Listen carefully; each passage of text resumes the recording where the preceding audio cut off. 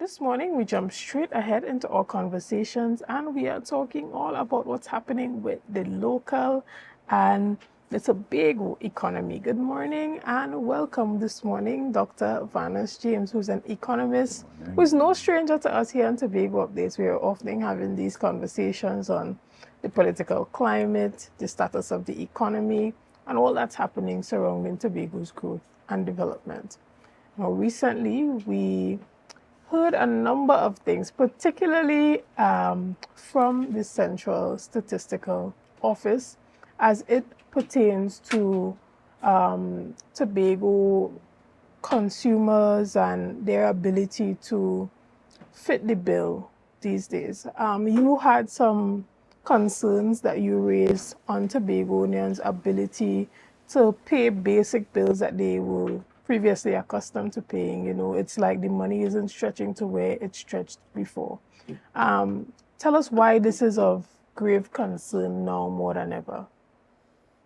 Well, the CSO's data that it published covers what we call headline inflation, the average general rate of inflation for the whole basket of goods that we monitor. And if you are in a Tobago environment, what will fundamentally matter to most households living in Tobago is what we call food inflation. And if you're taking a drink here and there, that too. And there's a big difference between the inflation rate for all items in the basket and the inflation rate for those items that are critical to Tobagonians. We are on the lower edge of the national economy. So the CSO published data showing a 1 percentage point decline in the inflation rate from 1.5% between July last year, August last year, and July this year. That's a 1%, 1.5% rate of increase in prices, in the price level. And that has declined to 1.4%. Now, as a statistician, I will tell you, I wouldn't bet my house on that 1 percentage point being a significant difference from the 1.5. But that's the way the CSO chose to report it.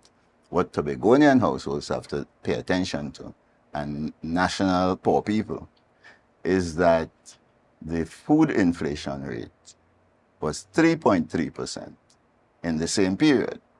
So if you are, you're taking a 3.3% hit on your budget month in, month out, month in, month out, every household in Tobago should care about that. 3.3% rise in prices. I feel it every time I go to the supermarket. I was just about to say it. that, because for the average man on the streets who may not understand the economics of the percentages of inflation, and to them it's like, what are you saying?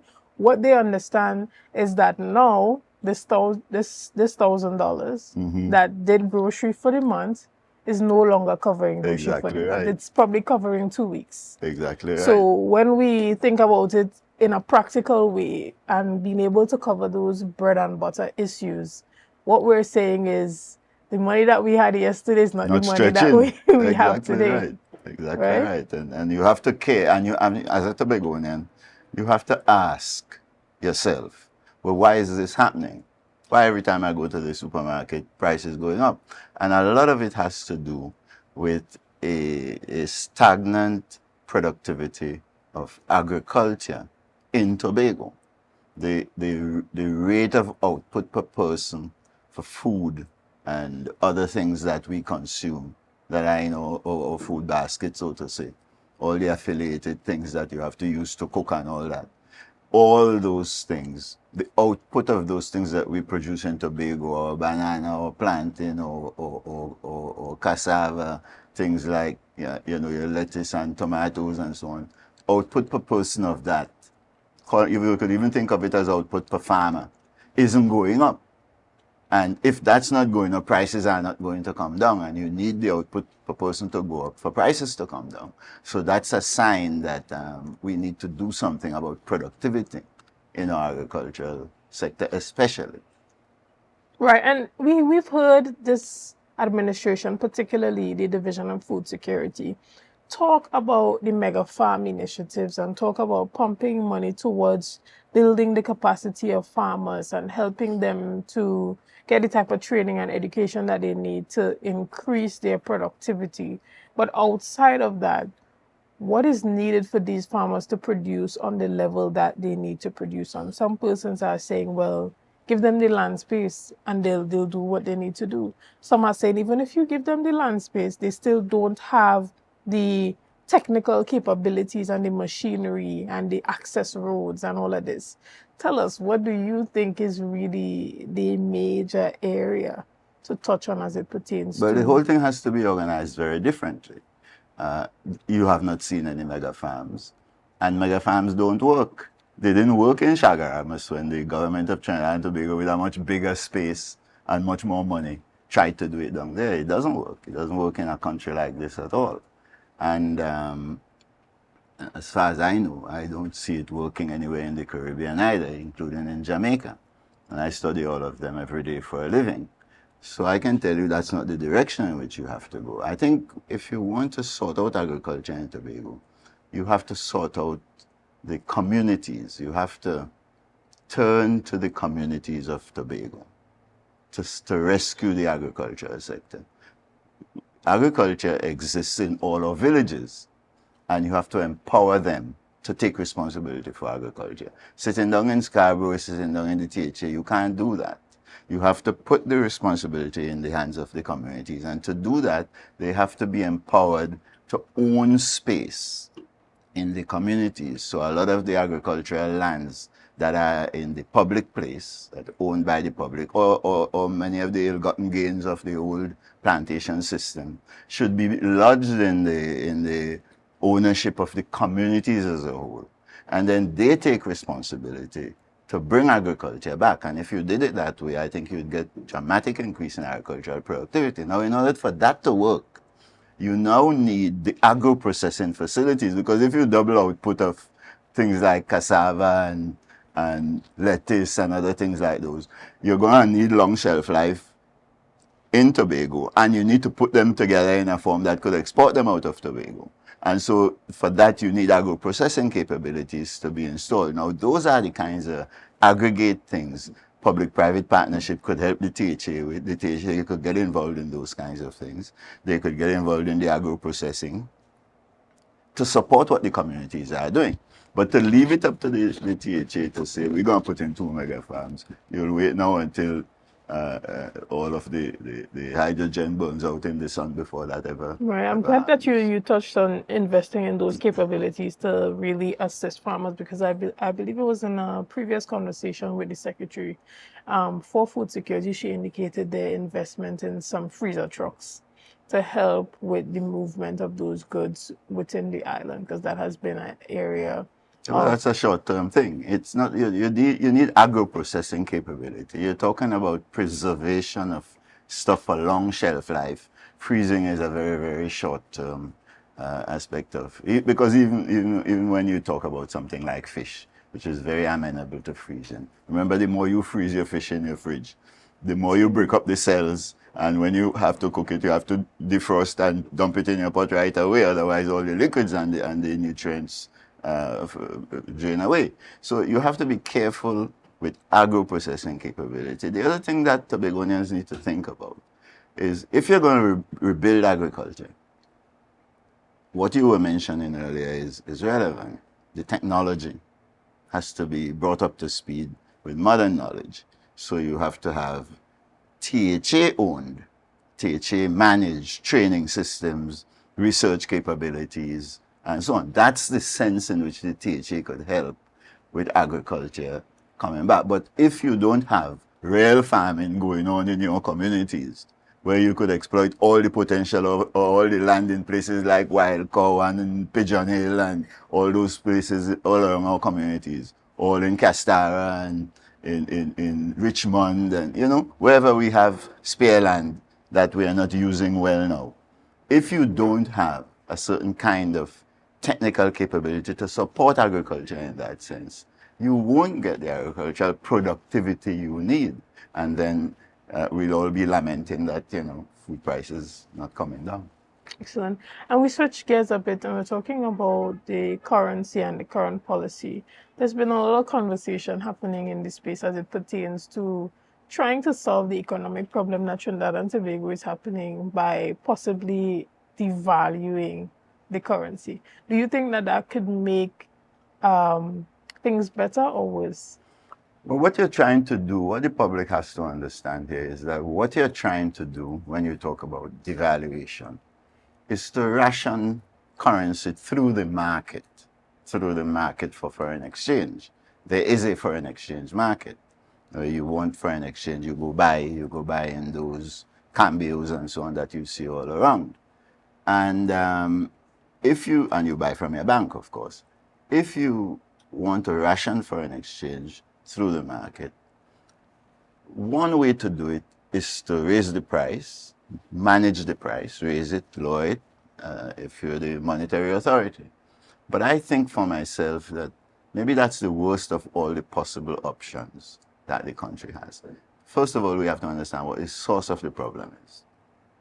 The real problem with our persistent shortages of foreign exchange is that we are seeing a steady decline in the performance of the energy sector over time. And that is worsened regularly by collapse of prices. So I checked before I came on your interview this morning, oil prices are down to $62.80 and gas prices are at $2.80, and that's way below what was projected in the current budget that the country is running. $78 was projected, and somewhere near $3.40, 50 cents was projected for gas. So when you're faced with these declining prices, what happens is that you are putting stress on the official reserves and to some extent on the HSF, the Heritage and Stabilization Fund. And you have to be careful with those, because remember that they give you a total cover of about 8 months of imports. This is a country that lives on imports. So government has to always be very careful not to allow market demand to drive it to keep supplying its official reserves to the market, to allow the market to function and to keep the exchange rate from skyrocketing out of control. So you use other methods to manage the demand before you get down to the business of tinkering around with the prices. So if I were the government, I wouldn't head first and foremost to devaluation of the currency at all. I would look for other ways to, Right. And even as you talk about those other ways, this is from my unlearned perspective with my macro and microeconomic exposure at the basic level. Is it that through increased local productivity that we can shift things around? Because when we look at the case study of China that moved from a third world country to a first world country, their main strategy was to utilize local factory and production to shift the economic trajectory. So is it that in order to turn around Trinidad and Tobago, we have to release ourselves from the chokehold of depending on oil and gas and focus more on the production sector and try to see how we could supply the Caribbean region with most of the things that we are importing? You're heading in the right direction with your micro and macroeconomics. I think so. I think the first thing, of course, is that the low-hanging fruit is to try and drive up productivity. The longer, more difficult part of that is the demand issue I raised about long shelf life and so on. But remember, if you raise productivity, then you will have surplus products you have to export. Tobago will have to export to Trinidad, and Trinidad will have to export to the rest of the world. So productivity growth is one part of the answer, and it's a correlative of the much more important part of the answer, which is that you have to restructure the economy. Now, to restructure the economy, you can't bet on oil and gas the way we'll come to that in a little bit, I suppose. What you have to do is know how to trade, know how the country has to trade. And basically how the country has to trade is that it has to shift towards production of professional services and other things like those for export. And it is those that will allow you to earn the foreign exchange and pay for the imports. Remember, foreign exchange could only be used to buy imports. And so your job is to find a way to earn more. And what oil and gas is doing is cutting your availability. So now you have to shift gears. But there's data we'll talk about in a little bit that tells you that that is not an easy thing to do. Understood. And we know that but we now. do have the raw aggregate. We have the raw materials up at the Studley Park quarry. We have the Pitch Lake.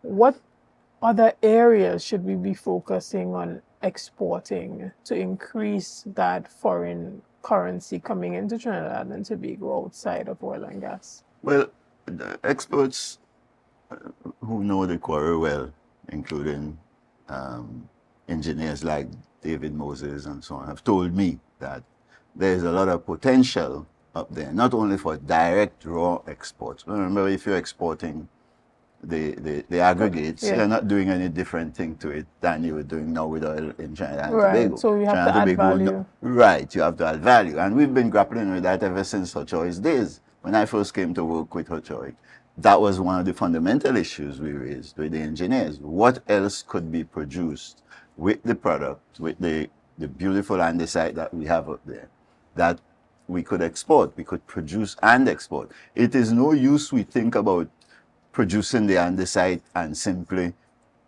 using it in Tobago. If we're so dependent on imports, we got to produce it in forms that will allow us to export it. So we were thinking then of things like brake shoes and other stuff like that. That's the assignment you have to give to the quarry and the engineers in the THE to work out with the private sector what other things we could produce with this beautiful andesite that we could export. And we don't know much more than brake shoes. I haven't heard anything more than that since I see from just looking around the world and what's happening, you have a lot of countries like Monaco that are starting to do a lot of building out into the sea to expand the land surface that they have for buildings, those huge buildings, and they're creating those stones that interlock, go down into the sea and help them to create that increased land space. Is this something that we could look into in Trinidad and Tobago, creating those blocks? Yeah, I know the blocks. The Chinese are experts at using them all over the Caribbean sea space. But we'll have to look at the feasibility of production and export of whatever we choose to do. That is not an assignment that an economist could answer. You need a team in which the private sector is involved, the public engineers are involved, the economists are involved, and so on, to look at the various options and say, well, look, this is the one that is least cost, most productive, most profitable for us. The way we do business in Trinidad and Tobago, however, is so closed that you're not likely to get that kind of teamwork. But if you don't have something like that, you're very likely to always be saying, we have the andesite and we're not doing enough with it. Understood. We're going to take a quick break right here and we'll continue with much more in this conversation right after this. See you soon.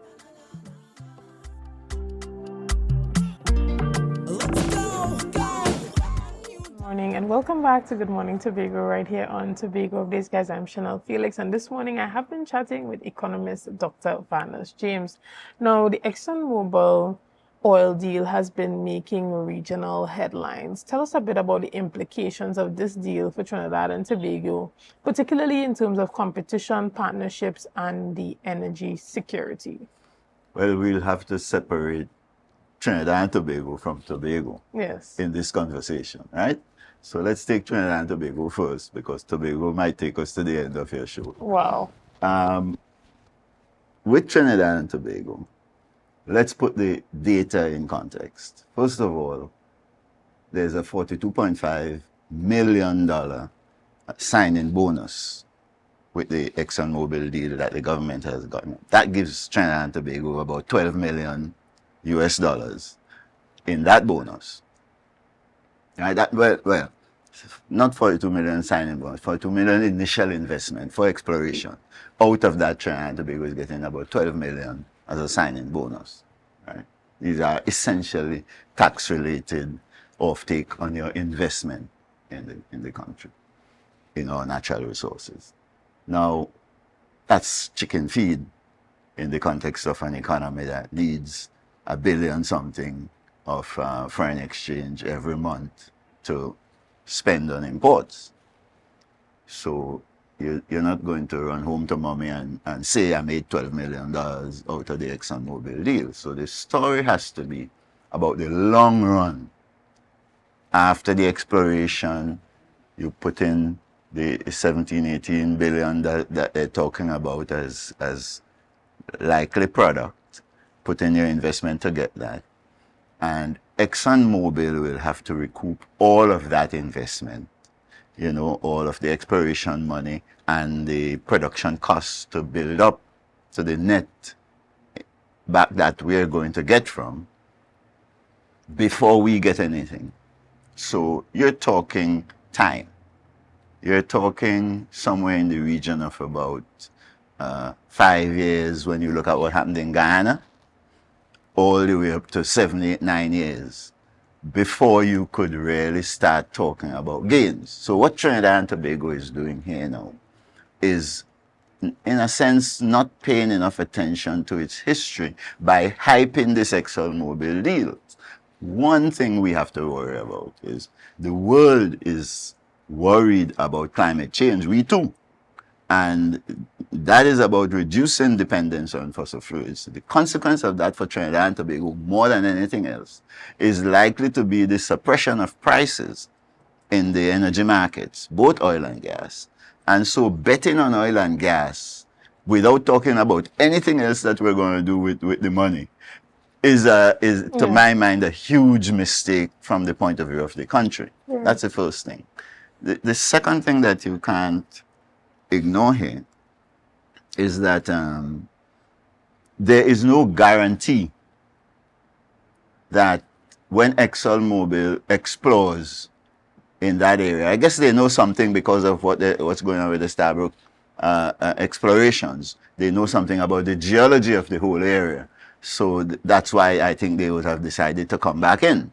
But it still takes the exploration to turn suspicion and expectations into real oil and gas. So we'll have to remember as a country that you're not guaranteed that this will turn into a significant money-making thing. And I think the third important point the country must make is, you're talking 12 to 17 billion dollars of gains. This country has made 100 billion and more dollars from oil and gas over its 100+ years of experience with this industry. What have we done with it? Is the fundamental question the country must not forget we have to answer. In other words, when you're talking about getting back anything from oil and gas, the first question you have to ask is, what do you do with the money when you get it?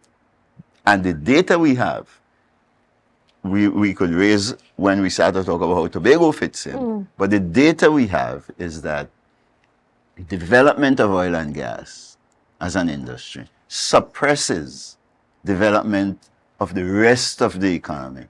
That's why we have a diversification problem.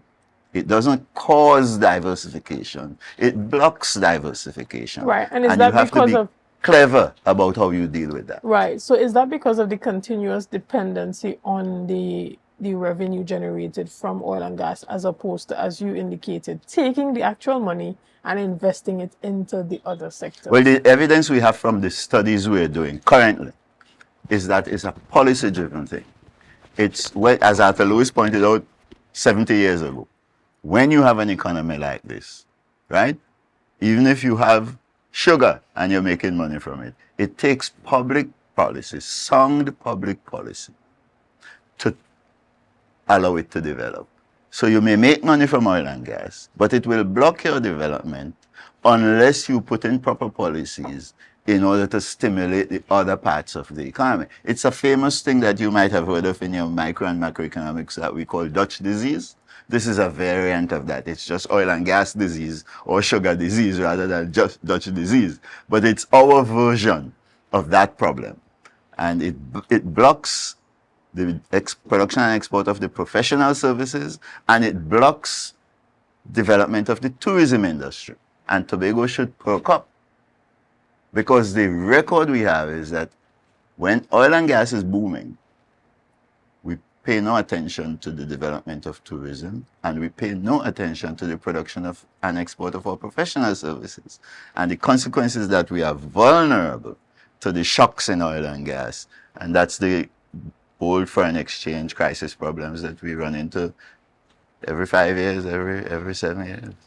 Understood. But recently, or maybe not so recently, we saw that there was the removal of the famous map of where oil and gas is in Tobago waters that was placed at the Rockley Vale traffic lights.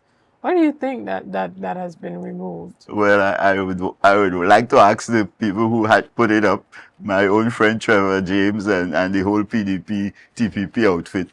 They were the ones who put it up because they thought that the relationship between Tobago and Trinidad is a primary issue for the development of Tobago, which it is, for the reasons I just adduced there. If you do not have some policy put in place, then you don't know where you're going with something you call tourism. So this map has importance beyond oil and gas, but it's critical for us to put up the map so Tobagonians could see where the ExxonMobil deal really is. And I'm glad you put up my own map that I built for the UN back in 2011. This was the father of all of the other maps that have come out. If you could blow it up, you would see the deal that is the ExxonMobil deal is in the far eastern tip of that map, all in what we would call Tobago waters. No part of it is in Trinidad. All of it is in what we call Tobago waters. Of course, the media reports it as the east of Trinidad and Tobago. But from the point of view of the map that was over there at the lights, it's all in Tobago. So the same issues that were raised by Colibri and all the other things Shell was doing are the same issues that remain for Tobago to address today. It is amazing to me, Vanus James, that the THA is saying nothing about it with this massive new deal by ExxonMobil, and they even take down the map, while it is of vital importance for Tobagonians to be aware that we need to pay attention to where that exploration is, in the middle of Tobago, so to say, and raise the issue as to what is the best way for Tobago to relate to the fact that this is going on in what we would properly call Tobago's waters. Now, let me put that in the perspective of what I was saying earlier about the country. Let's remember that the best way for Tobago to benefit from those kinds of deals. Let me also just point out quickly that due south of the area that is the ExxonMobil deal is where the Starbrook deal is in Ghana. The Ghana field that ExxonMobil is exploiting is directly south, due south of that area, right? All those Tobago areas are exactly north of the Stab, just north, which is why I think ExxonMobil is so confident it's worth the while to get involved in the exploration up there. Now, back to the important point about how this fits for Tobago. First of all, with respect to Tobago, the betting on energy and effectively on Starbrook and on ExxonMobil and this consolidated set of blocks that they have out there is going to suppress the development of the Tobago economy through tourism if the record is to guide us. The evidence we have on Trinidad and Tobago, this is evidence right up to now, and I studied the data from 1970 to now. Every time oil and gas's share in the economy goes up, it suppresses the share of tourism because we don't use the oil and gas money to develop a proper form of tourism. And a huge part of the reason for that is that it also suppresses the development of the professional services for export, education, healthcare, housing services tied to the export of long-stay tourism, financial services, which Manning had thought about back in 2004. and so on. The creative industries and all suffer in the context of that. So the evidence we have is that it takes a particular approach to policy making in order to boost the development of these sectors. And as long as the policy is made the way it is now, the way the current government is making policy, just like the way Rowley made policy, and this is all the way going back to Eric Williams. You go in cabinet, uninformed, you make policy, you come out, you hold a press conference and pronounce what you're doing. Williams used to hold some long speeches in Woodford Square.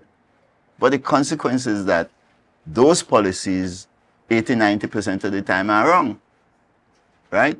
And they will not cause development of tourism, and therefore they will not cause development of Tobago, which has a stake in not just tourism for the beach, but long-stay tourism in the way St. Kitts Nevis is doing it, and in the way the Bahamas is doing it, exporting professional services over a long period of time.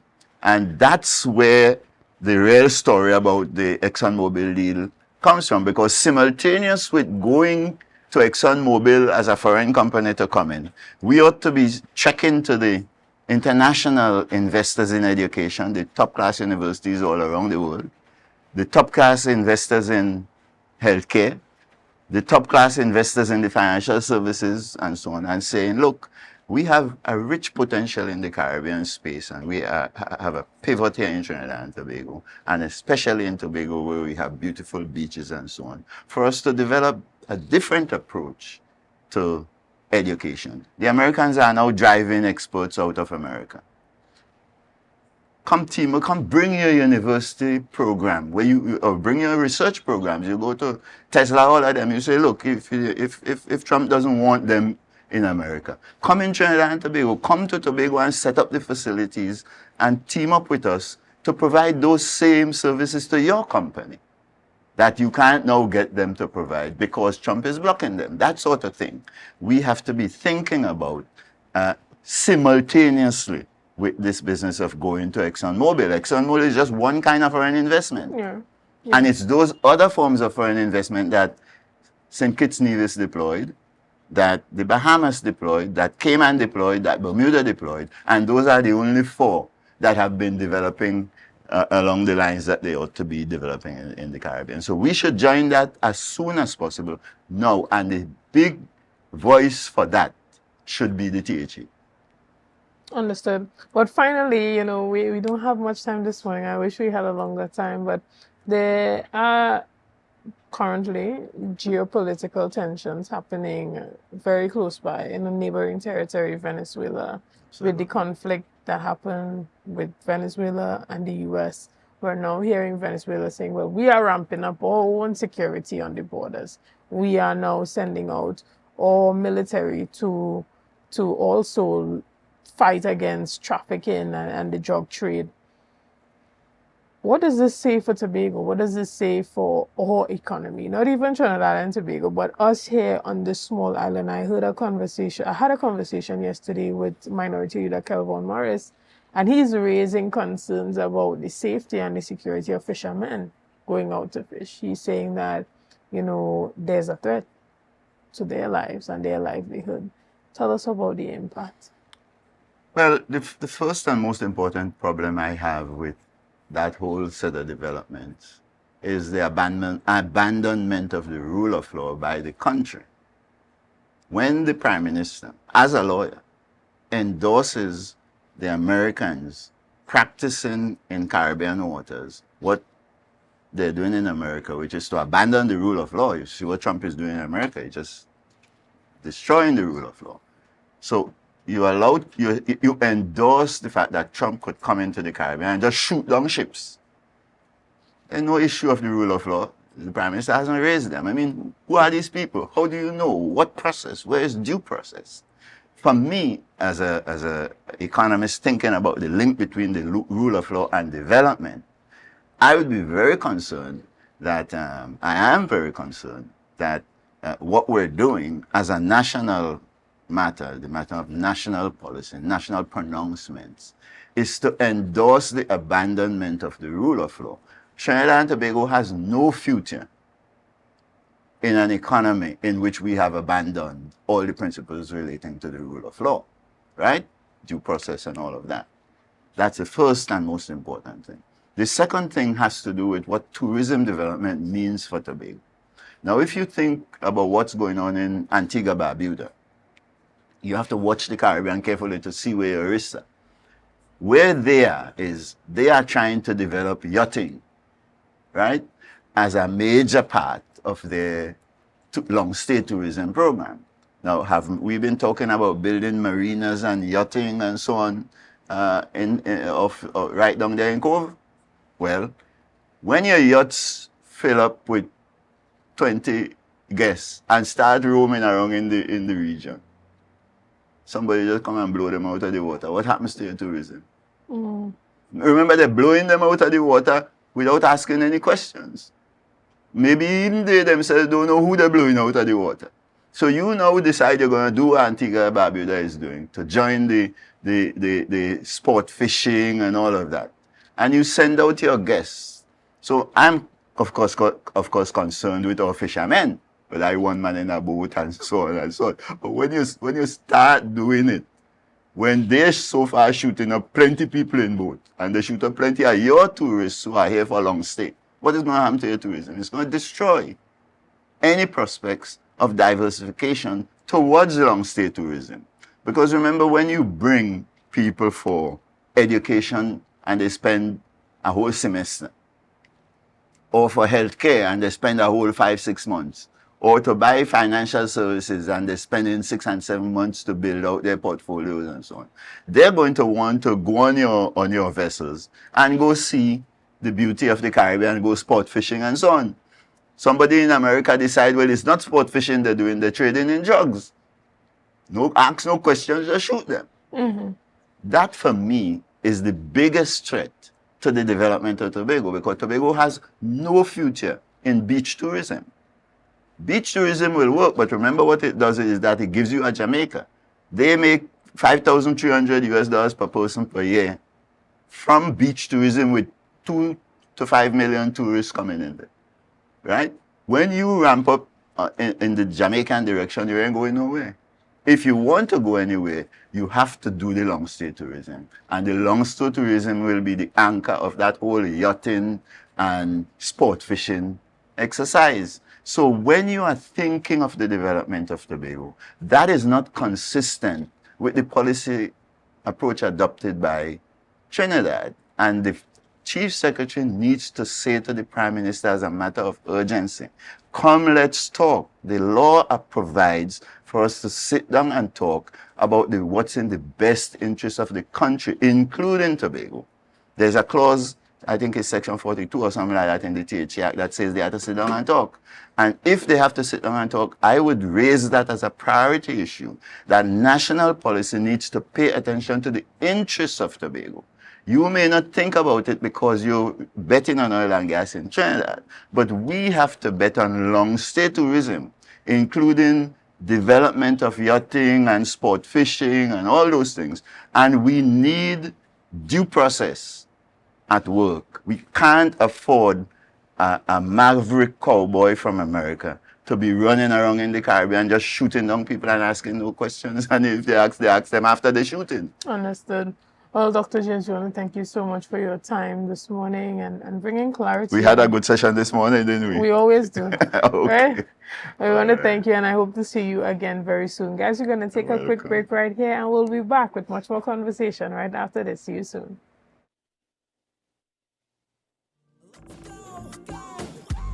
It's a brand new morning.